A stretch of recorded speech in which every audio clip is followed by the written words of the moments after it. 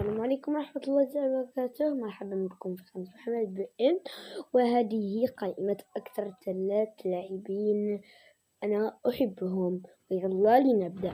المركز الثالث هو يوهان كرويف. تقولوا ليش أقول لكم؟ لأن يوهان كرويف يلعب في المنتخب الهولندي، وأنا المنتخب الهولندي هو رابع أكثر منتخب أشجعه. في المركز الثاني زين الدين زيدان، أسطورة خط الوسط. هتقولوا لي ليش؟ أقول لكم لأنه لاعب في ريال مدريد، وأنتم كما تعرفون إني مشجع أموت في ريال مدريد. وثاني إشي لأنه يلعب في المنتخب الفرنسي، وأنا المنتخب الفرنسي وثالث أكثر منتخب أشجعه. في المركز الأول كريستيانو رونالدو. أنا أحب رونالدو لأنه من صغري، لأنه شخصيته قوية، عنده هيبة في الملعب، فهمتوا؟